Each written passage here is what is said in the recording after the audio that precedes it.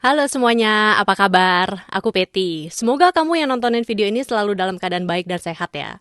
Sekarang kamu lagi nontonin channel Pothead. Jadi di channel ini aku suka ngetes alat-alat untuk podcasting dan juga home recording. Makanya kalau kamu suka topik-topik kayak gini, jangan lupa subscribe channel YouTube Pothead, terus follow juga di Instagram @pothead.id. Di video kali ini, aku mau ngebahas satu USB microphone, ini tipe dynamic, keluaran Rode ya. Namanya itu Rode PodMic. Nah, kalau di video sebelumnya, ini sebenarnya sama kayak Procaster. Jadi di video sebelum itu aku sempat ngebahas nih, Procaster juga punya versi USB, namanya Podcaster. Terus ada versi terbarunya nih, itu yang tipe Rode X, namanya XDM100. Kalau kamu belum nontonin, nanti tonton dulu, link ke videonya akan aku taruh di deskripsi video ini. Kalau Rode PodMic yang versi USB ini, menurut Rode, dia tuh peruntukannya untuk podcasting, untuk streaming, untuk gaming, dan juga untuk voice over. Kalau di Indonesia sendiri, sebenarnya PodMic yang versi XLR ini tuh memang laris ya, salah satu mikrofon yang paling laris gitu. Dan nggak mengherankan sebenarnya, karena dengan harga 1 jutaan, kita tuh udah akan dapetin mikrofon yang kualitas suaranya oke, terus juga desainnya cakep banget, apalagi kalau misalnya kita pakai tuh untuk video podcasting.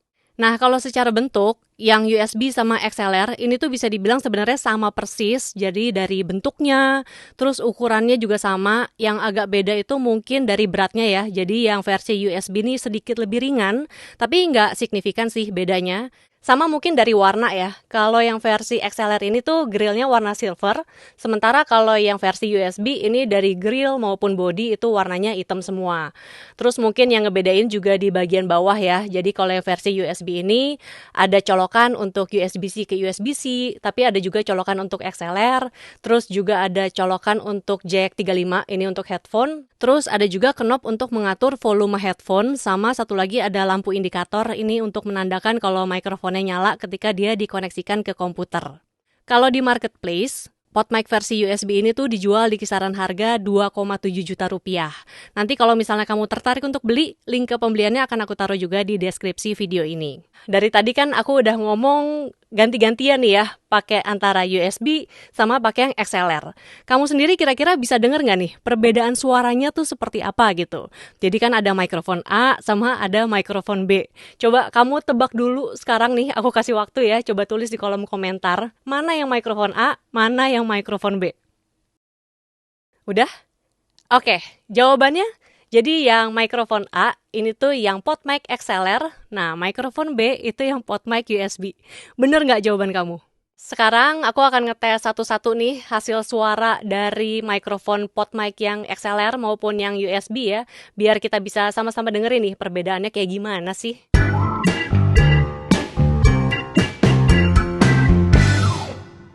Oke, kita mulai dari PodMic versi USB, tapi aku pakai colokan yang XLR dulu ya.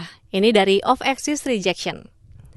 Sekarang aku ngomong dengan mikrofon ada di hadapanku, suaranya seperti ini, kemudian aku putar dia 90 derajat nih, suaranya kemudian jadi seperti ini, lalu sekarang aku putar lagi dia 180 derajat, ini suaranya seperti ini, dan sekarang aku putar lagi mikrofonnya 90 derajat, suaranya jadi seperti ini, kamu bisa dengar ya. Terus sekarang aku putar lagi dia dan mikrofonnya udah ada di hadapanku lagi.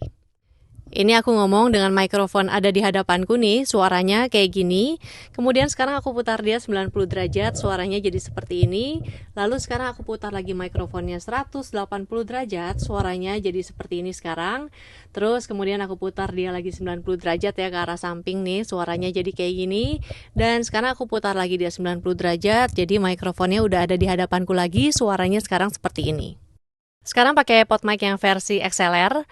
Ini aku ngomong dengan mikrofon ada di hadapanku, suaranya seperti ini. Kemudian kalau aku putar dia 90 derajat nih, suaranya jadi seperti ini. Terus aku putar lagi dia 180 derajat, suaranya kurang lebih seperti ini ya. Sekarang aku putar lagi dia jadi 90 derajat nih, suaranya kamu bisa dengar kayak gini. Terus sekarang mikrofonnya udah ada di hadapanku lagi. Kemudian untuk proximity effect, ini aku ngomong dengan mikrofon jaraknya kira-kira 5-6 cm di depan mikrofon. Terus kalau misalnya aku deketin dia deket ya ke mulutku, suaranya jadi seperti ini. Ini aku ngomong dengan mikrofon jaraknya kira-kira 5-6 cm di depan mulutku. Terus kalau misalnya aku deketin banget nih ke mulutku, suaranya jadi seperti ini. Kemudian kita tes plosive.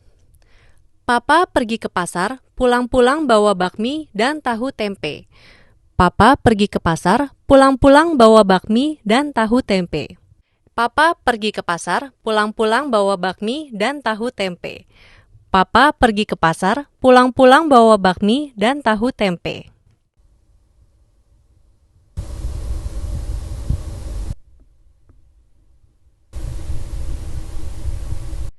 Si kancil berjalan menuju ke hutan untuk pulang setelah mencari makan.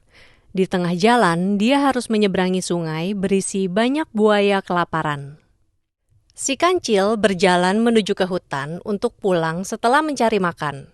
Di tengah jalan, dia harus menyeberangi sungai berisi banyak buaya kelaparan.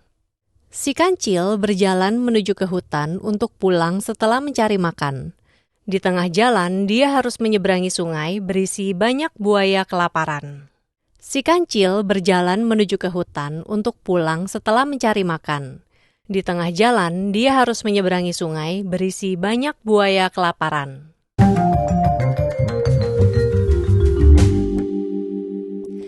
Nah, itu dia tadi komparasi antara PodMic yang versi XLR yang lama dengan PodMic yang versi USB yang baru. Kalau menurutku pribadi sih ya, Rode ini berhasil mempertahankan karakteristik suara dari dynamic microphone yang satu ini dengan baik, dan lebih baik bahkan, walaupun sedikit ya. Kalau di kuping aku sih, PodMic yang lama ini memang suaranya tuh masih kedengeran lebih bright gitu dibandingin yang baru. Kalau ngelihat dari grafik suaranya sendiri, PodMic yang baru ini memang grafiknya tuh kelihatan lebih penuh gitu. Jadi memang PodMic yang lama ini suaranya tuh cenderung lebih tipis, walaupun ya memang sedikit sekali juga ya. Dan selebihnya sih menurutku identikal dan Rode banget lah gitu. Jadi kalau menurutku pribadi, versi pembaruan dari Rode ini tuh menurutku lebih baik dan juga lebih enak didengar gitu untuk waktu yang lama. Nah, aku tuh juga ngebandingin kan si PodMic yang baru ini ya. Dia kan ada colokan XLR ke audio interface, sama ada juga colokan dari USB-C ke komputer. Jadi aku cobain dua-duanya nih. Dan kalau dari grafiknya nih, kelihatan kalau si PodMic ini misalnya dicolok ke USB-C ke komputer, itu tuh self noise-nya tuh lebih besar kalau dibandingin kita nyolok dia pakai XLR ke audio interface. Tapi sangat-sangat kecil sih ya sebenarnya, jadi nggak segitu ngaruhnya untuk kita sampai harus pakai fitur noise reduction gitu misalnya. Terus juga kalau ngelihat dari grafiknya, ini kemungkinan kayak ada interference suara listrik kali ya. Dan ini aku juga nggak tahu ya penyebabnya apa, apakah karena ruangan tempat aku rekaman atau mungkin yang lainnya gitu ya. Cuman memang ketika dikoneksiin pakai XLR ke audio interface, hal itu tuh nggak ada gitu di grafiknya. Dan ini juga dengan catatan memang aku pakai waktu yang USB-C ke komputer, itu tuh gain levelnya di 100% ya. Jadi kalau misalnya gain levelnya di bawah itu sebenarnya grafiknya nggak begitu kentara sih. Jadi perbedaannya nih antara PodMic yang baru ini kalau dicolok ke XLR audio interface, kemudian USB-C ke komputer, sebenarnya sih perbedaannya minor sekali. Jadi aku sih memang lebih suka versi yang terbarunya ini. Pertanyaannya sekarang ini kan jadi kayak worth it nggak sih nih beda harga 1,2 sampai 1,3 juta rupiah gitu ya kalau dibandingin dengan versi terdahulunya. Buat kamu yang belum tahu, Rode ini tuh sekarang memang lagi gencar-gencarnya nih memaksimalkan fitur onboard digital signal processing. Jadi setauku ya, semua produk-produk mereka sekarang nih udah bisa pakai fitur tersebut. Dan kalau misalnya kita pakai aplikasinya kayak Rode Connect, Unify, atau aplikasi lain yang udah aku sebutin tadi di awal gitu. Nah, menurutku disinilah juga Rode beserta dengan produsen peralatan audio lainnya itu tuh belakangan ini jadinya menjustifikasi kenaikan harga yang 1 jutaan rupiah itu. Soalnya sebenarnya dengan harga 1,2 sampai 1,3 juta rupiah, kita tuh udah bisa dapetin audio interface yang entry level yang lumayan lah. Dan beberapa produk lokal juga sebenarnya udah bisa kita dapetin dengan harga di bawah itu. Terus misalnya produk Rode sendiri gitu ya, audio interface yang AI1 itu kan kalau kita beli harganya tuh kisarannya sekitar 1,8 juta rupiah dan itu kita baru dapetin hardware-nya aja. Sebenarnya setauku ya, kalau misalnya kita beli audio interface, kita tuh udah akan dapetin DAW yang versi light dan itu tuh udah mengizinkan kita untuk rekaman, bahkan juga untuk mixing gitu sekalipun. Tapi kan ya sekarang nih semua serba digital gitu ya. Jadi Rode ini juga berusaha untuk memangkas jalur tersebut dengan menawarkan si fitur onboard processing yang sebenarnya lebih disederhanakan gitu ya, dan juga ditujukan untuk target market yang konten creator kayak aku nih, misalnya ya podcaster atau juga streamer gitu. Tapi menurutku sendiri itu tuh tawaran yang sangat-sangat menarik nggak sih? Jadi kalau misalnya nih kamu sedang mencari USB Dynamic Microphone pertama kamu, aku sih sangat-sangat merekomendasikan Rode PodMic yang USB ini ya.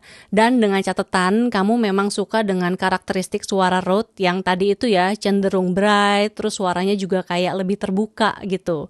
Kemudian juga pembaruan dari PodMic ini nih yang versi USB, suara kita cenderung lebih penuh dan lebih padat gitu rasanya. Jadi memang versi pembaruan dari Rode PodMic ini tuh menurutku ya nyata dia tuh lebih baik dari versi pendahulunya. Tapi kalau misalnya kamu kayak aku nih, cenderung udah punya gear yang lebih beragam, mungkin si PodMic USB ini tuh bisa menjadi mikrofon kedua atau mikrofon kesekian kamu yang bisa dipakai nih ketika misalnya kamu mau rekaman yang mobile. Jadi kamu rekaman di tempat yang bukan tempat kamu biasa rekaman gitu ya. Kemudian juga dengan fitur yang ditawarkan dari PodMic USB ini ya, mulai dari ukuran, bentuk, terus juga aplikasi bawaannya, ya rasa-rasanya sih memang mikrofon ini tuh sulit sih untuk dilawan. Nah, kalau menurut kamu sendiri gimana nih soal PodMic USB ini? Coba kasih tahu ya di kolom komentar. Terus kalau misalnya kamu tertarik untuk membeli PodMic USB, ini nanti link ke pembeliannya juga akan aku taruh di deskripsi video ini. Dan saranku sih belinya langsung aja ya dari MPP gitu ya sebagai distributor resminya karena ya udah pasti terpercaya dan pasti ori gitu. Oke, sekian dulu video kali ini. Terima kasih sudah menonton. Jangan lupa subscribe channel YouTube Podhead, terus follow juga di Instagram @podhead.id. Sampai jumpa lagi. Dadah!